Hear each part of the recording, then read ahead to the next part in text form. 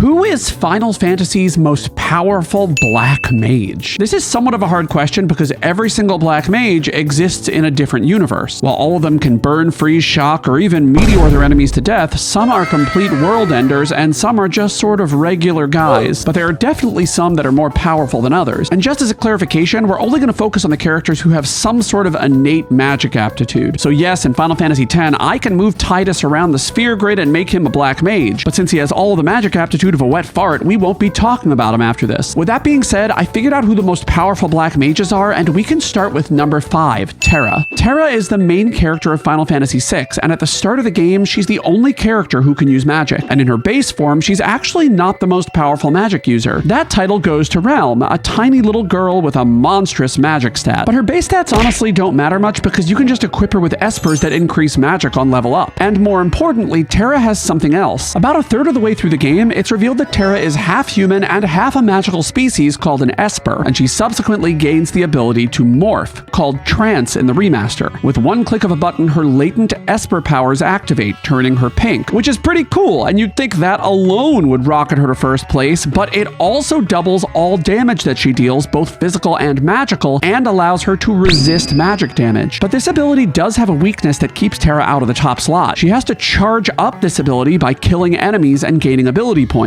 and it only lasts for a limited period of time. However, if you use this only on bosses, it'll probably last for the entire boss fight because the entire boss fight will take about 5 seconds. This ability is why I was able to beat Final Fantasy VI with only Terra. And I'll link that video in the description, so feel free to check it out after this one. And also check out Black Mage number 4, Vivi. In Final Fantasy IX, Vivi is an artificial black mage who loves theater and is all around just a pretty great guy. But at the beginning of the game, his power level is underwhelming. He's frail, the damage he can do is mediocre, and he needs Steiner to really stand out. He can infuse Steiner's sword with elemental magic, which is cool but not exactly world-ending. But Vivi eventually gains abilities that are completely broken. Final Fantasy IX has a pretty strict damage cap of 9,999, and almost every character in the game has some guaranteed way to reach that damage cap if you just grind with them. For Freya, kill 100 dragons and use Dragon Crest. For Zidane, steal a bajillion times. For Quina, catch frogs or just be at 1 HP and have the limit glove ability, which is kind of an insane flex, and she can do that at level 1 with literally 0 grinding. But I grind pretty hard to make these videos, so if you're enjoying this one, please take a moment to check to see if you're subscribed. It's the best way to make sure you don't miss any of my uploads. It's free, and a third compelling reason. But anyway, Vivi doesn't really need the gimmicks the other characters get. He just has a million ways to reach that damage cap without even grinding. First and easiest is he can just use the focus ability to raise his magic stat to ridiculous numbers. And even if Vivi dies, the magic boosts from focus last until the end of whatever battle you're in. But even better, the game just gives you a bunch of tools to help him hit the 4-9 barrier. He gets an amazing ability called Reflect ×2 that makes it so that if he casts a spell on someone with Reflect, it bounces off of the Reflect and doubles in power. That lets him hit max damage before he even gets fully leveled. But it doesn't end there. Plenty of characters can reach 9999, but Vivi can do it twice in one turn, because when he enters trance, Final Fantasy IX's version of Limit Break, he can cast black magic twice in a row, effectively doubling his damage cap. But while this effect is powerful, its limitations are what keep him out of the top 3. Trance is kind of random. The trance meter builds up when enemies attack you, so without a ton of work, it's hard to control when it's gonna go off. You can just be in a random battle, an enemy can bop you, and then boom, trance gone. He loses half of his maximum power just because some little puffball hit him. But a character with a more exploitable limit break is the number 3 black mage on this list, Rinoa. In Final Fantasy VIII, Rinoa is a really cool black mage because she starts off just like everyone else, but with a cool dog. The junction system allows Rinoa to draw magic from monsters and refine the most powerful magics early in the game, becoming completely broken. And her base offensive stats are actually better than those of Squall, the main character. But hey, that's not that powerful. Presumably anyone in the Final Fantasy VIII universe can equip a Guardian Force and become broken. But about 3/4 through the game, Rinoa gains some absolutely bonkers sorceress powers from another character. And it's kind of funny because Adia, the other sorceress that she absorbs her power from is actually pretty lame in terms of power level. But when Rinoa absorbs her power, she becomes completely overtuned if you know how to set her up, because Rinoa gets the Angel Wing ability. Angel Wing inflicts the Angel Wing status on Rinoa, and this status is kind of like Berserk,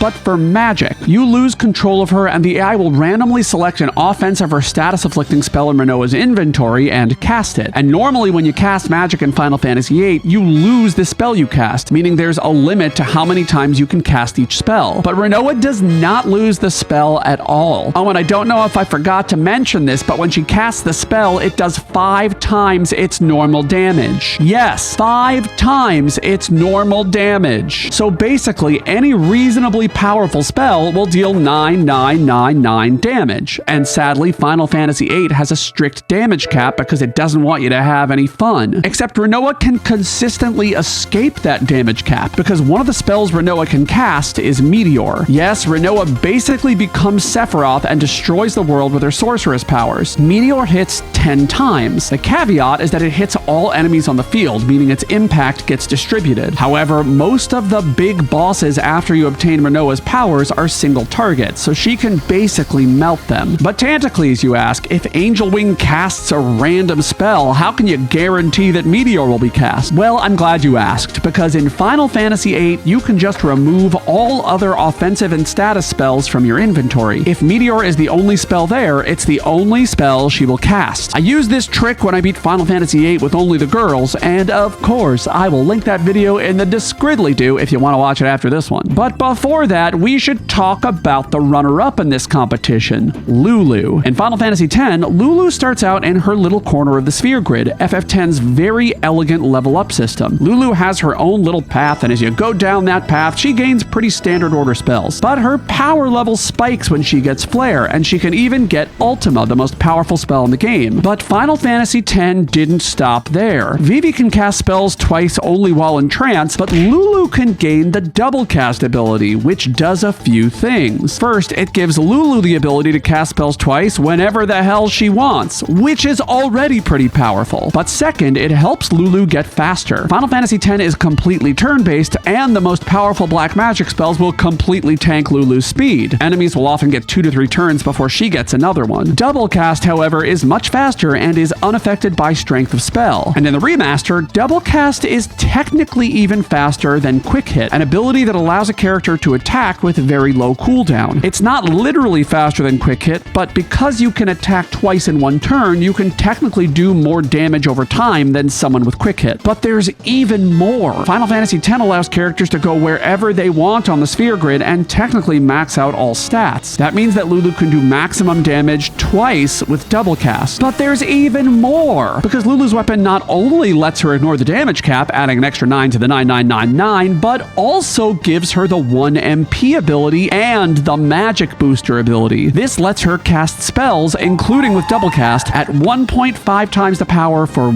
MP. The sphere grid and the crazy ultimate weapons in this game are basically the reason you can fight literal gods. But Lulu is not number 1. Please put the pitchforks away, because there's one other black mage who completely blows her out of the water. But before we talk about that number 1, let me talk about a few honorable mentions. Rydia from Final Fantasy IV is pretty gosh darn powerful. She's one of only 2 playable characters who can learn the Meteo spell, but she has no way of breaking the damage cap and is also pretty frail. This limits what she can do and means I had to leave her off of this list. Selphie from Final Fantasy VIII has a great slot ability, get your mind out of the gutter, and her slots allow her to cast extremely powerful spells. This includes literally the most powerful spell in any Final Fantasy, the End. This can immediately cause instant death to any enemy in the game. However, it takes a lot of time to make that spell show up, whereas the other characters can just wreck things with the click of a button, so I couldn't put her on this list. Clive from Final Fantasy XVI is obviously hugely powerful, taking on massive gods throughout the game, but the black magic he gets is honestly kind of wimpy. You're usually better whacking off... What did I just say? You're usually better whacking stuff with your sword or using one of his special abilities instead of using a spell, and he doesn't really have a way to nuke things the way true black mages can. He just sort of plods along, smacking things with his meaty icon hands, which isn't really that magey to me. And of course, any character in Final Fantasy VII can become a black mage, but the only person who is truly magic-oriented is Aerith. And while she's powerful, she's definitely more of a white mage, and I will probably have to talk about about her in another video. And let me know in the comments if you think any of these people should have made the list. Sorry if your favorite was left behind. It's not my fault. I just made a list of the most powerful things, and it's my opinion, and if you disagree, you're wrong, but let me know in the comments. Anyway, the number 1 black mage on my list is not a specific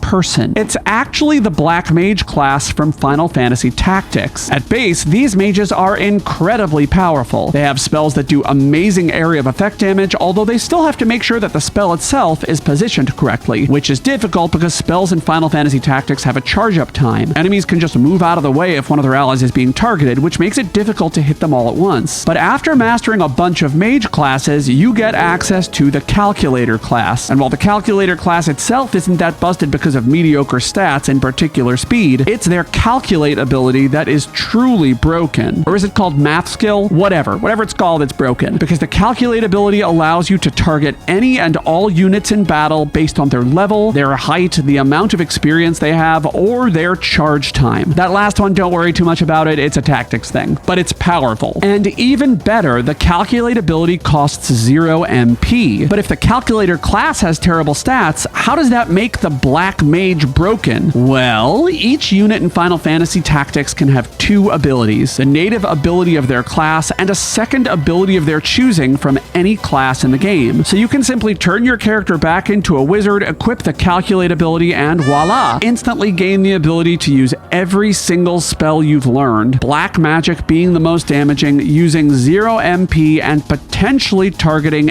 every single unit on the field with the power of math. Sure, it might hit your own characters, but hey, collateral damage, whatever. If everything is dead, it's fine. But that's not all, because when you use the Calculate ability, you don't need to charge up your spell. Your spell activates instantly, meaning enemies can't move out of the way of your magic the way they normally would. And sure, there's the small problem of also potentially destroying your allies, but hey, power is power, and that's why the Final Fantasy Tactics Black Mage is the most powerful one in all of Final Fantasy. But again, let me know in the comments if you disagree with me. And if you like this video about the strongest black mages in Final Fantasy, I guarantee you'll like this other video right here. It's the one where I beat Final Fantasy IX at level 1. Go watch it, it's really good. Oh, and by the way, thank you to the Tantacles for sponsoring this video, in particular my Yacht Club members. Toodaloo, happy casting!